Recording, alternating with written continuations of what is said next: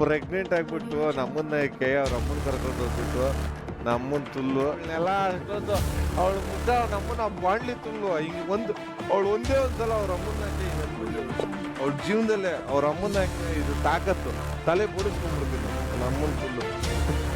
Essay ಮಾರಲ್ಲ, essay ಮಾರ್ಬೇಕು ನಾವೆಲ್ಲ ಹೇಳ್ತಾ ಇದ್ದೀವಿ. ನನ್ನ ಫ್ರೆಂಡ್ ಒಬ್ರು ಜೊಲ್ಲು ಅಂತಾಳಲ್ಲ, ಅವಳು ನೋಡಿದ್ಲ ನನ್ ಗಂಡನ ಬಂದ್ಬಿಟ್ಟು ಅವ್ನ್ ಮದ್ವೆ ಆದಾಗಿಂದ ಕರೆಕ್ಟ್ ಆಗಿದ್ದಾನೆ. ಇವಳ ತರ ಥರ್ಡ್ ಕ್ಲಾಸ್ ತರ ಇಲ್ಲ. ಅಷ್ಟು ಸುಟ್ಟಿದ್ರೆ ಹೋಗಿ ಎಕ್ಸ್ಟೆನ್ಷನ್ ಹಾಕ್ಸ್ಕೊ ತಲೆಗೆ. ಒಬ್ಬನ ಬಿಟ್ಟು ಇನ್ನೊಬ್ಬನ ಹತ್ರ ಹೋಗೋಳು ನೀನೇ ಇಷ್ಟು ಮಾತಾಡ್ತೀಯ ಅಂದ್ರೆ ನಾವ್ ಇನ್ನು ಲಾಯಲ್ ಆಗಿರೋರು ನಾವಿಂಗ್ ಮಾತಾಡಲ್ಲ.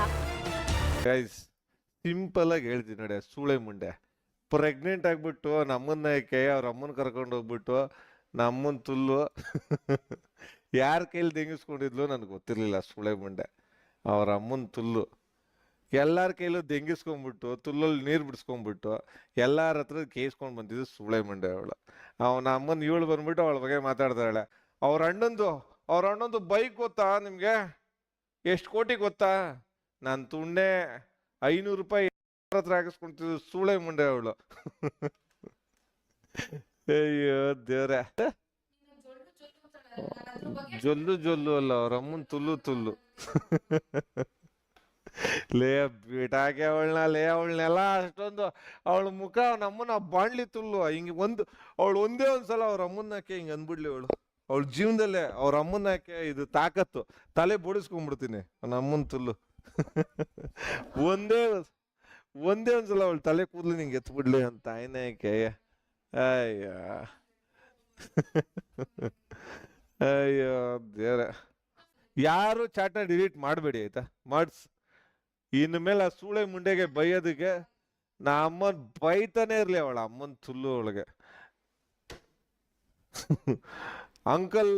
ಅಂಕಲ್ ಸ್ಟೆಪ್ನಿಗೆ ಬೈತಾನೇ ಇರಿ ಅವನ ಅಮ್ಮನ್ ತುಲ್ಲು. ಇನ್ ಮೇಲೆ ಇದೇ ಕೆಲಸ ನಮ್ಗೆ. ಒಂದು 23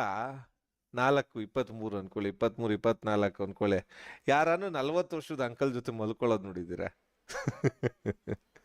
ಅವಳ ಬಗ್ಗೆ ನಮ್ಗೆ ಚೆನ್ನಾಗಿ ಗೊತ್ತು. AC ಕೊಡ್ಸಿದ್ರೆ ಮಲ್ಕೊಂಡ್ಬಿಡೋದು, TV ಕೊಡ್ಸಿದ್ರೆ ಮಲ್ಕೊಂಡ್ಬಿಡೋದು, ಮಾಲಲ್ಲಿ ಹೋಗಿ ಬಟ್ಟೆ ಕೊಡ್ಸಿದ್ರೂ ಮಲ್ಕೊಂಡ್ಬಿಡೋದು. ನಾನ್ ನೋಡಿದೀನಿ ಅದು ಕತೆ. ಜಸ್ಟ್ ಫ್ರೆಂಡ್ಗೆನೆ ತೂತೊಳಗೆ ಕೈ ಹಾಕಕ್ ಬಿಟ್ಟವಳು ಜಸ್ಟ್ ಫ್ರೆಂಡು ಆಗ್ತಾನೆ. Just friend first day meet ಆಗಿದೆ, ಏಕ್ದಮ್ ಬೆಳ್ಳಾಕ್ಬಿಟ್ಟು ನಮ್ಮನ್ನ ಒಳಗೆ ಚಚ್ಚಿಲ್ಲ, ಸುಳ್ಳು ಹೇಳಲ್ಲ ನಾನು. ಜಸ್ಟ್ ಬೆಳ್ಳಾಕಿ ಗಳ ಅಂತ ಅಳ್ಳಾಡಿಸಿ ಅವಳಿಗೆ. ನನಗೆ ನಮ್ಮ ಫಿಲಮ್ ರೇಂಜಲ್ಲಿ ಹೇಳಿರೋದು ಅವನು, ಮಾಮ್ ಹೆಂಗ್ ಬೆಳ್ಳಾಗ್ತೇ ಗೊತ್ತೋ ಮಾಮ್ ಅಂತ. ನೀನ್ ಹೆಂಗಾರು ಹಾಕೋ ನಮ್ಮನ್ನಕ್ಕೆ, ನನಗೆ ಯಾಕೆ. ಲಾಸ್ಟ್ ವಿಡಿಯೋ ಹಾಕ್ದಾಗೆ ಇವ್ರದ್ದೇನೋ ಮುಗ್ದೋಯ್ತು ಅನ್ಕೊಂಡಿದ್ದೆ. ಇವ್ರು ತಿರ್ಗಾ ಸ್ಟಾರ್ಟ್ ಮಾಡಿದ್ರು. ಇವ್ನ ಹೆಂಡತಿ ಕರೆದ್ಬಿಟ್ಟು ಎಲ್ಲ ಬೈಸಿ ಏನಿದೆಲ್ಲ, ಯಾರವ್ರು ಏನೋ ಇದಾಕದಂತೆ, ಕೈ ಹಾಕದಂತೆ, ಅವ್ರ ತಲೆ ಎತ್ ನೋಡ್ಸು ಬೋಡಿ. ಅವ್ಗೆ ಹೆಂಗನ ಇರಲಿ, ಇವ್ನಿಗೆ ಯಾಕೆ ಸುಮ್ಮನೆ ಸ್ಟ್ರೀಮಲ್ಲೆಲ್ಲ ಹೇಳಿ ಡಿಫೇಮ್ ಮಾಡೋದು ಹೆಣ್ಮಕ್ಳಿಗೆ. ಅವಳು ಹೆಂಗನ ಇರಲಿ, ಏನನ ಮಾಡಲಿ, ಏನನ ಮಾಡಿರಲಿ, ಏನೋ ಪರ್ಸ್ನಲ್ ಎಲ್ಲ ಆಚೆ ತೆಗೆಯೋದು, ಅವ್ರಮ್ಮಗೆ ಬೈಯೋದು, ಗೂಬೆ ಅನ್ನೋದು, ಅದು ಇದು ಅನ್ನೋದು, ಇದೆಲ್ಲ ಸ್ಟ್ರೀಮಲ್ಲೆಲ್ಲ ಹೇಳೋದು. ಎಷ್ಟೊಂದು ಜನ ನೋಡ್ತಾರೆ, ವಿಡಿಯೋಸ್ ತಗೊಂಡು ತಿರ್ಗಾ ಮುಂದೆ ಹಾಕ್ತಾರೆ.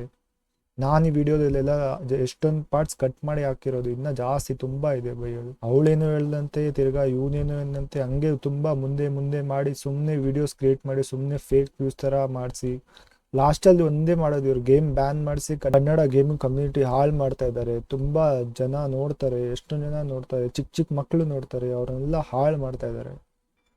ಸುಮ್ಮನೆ ಚಿಕ್ಕ ಹುಡುಗರಿಗೆಲ್ಲ ಬೈದು ಸುಮ್ಮನೆ ಗೇಮಿಂಗ್ ಕಮ್ಯುನಿಟಿ ಹಾಳು ಮಾಡಿ ಯಾಕೆ ಈ ಥರ ಎಲ್ಲ ಮಾಡ್ತೀರಾ? ಅವಳೇನೋ ಮಾಡಿದ್ಲು ಅವ್ರಿಗೆ ಬೈ, ಅವ್ರ ಅಮ್ಮ ಅಪ್ಪ ಯಾರಿಗೆ ಬೈತೀಯ?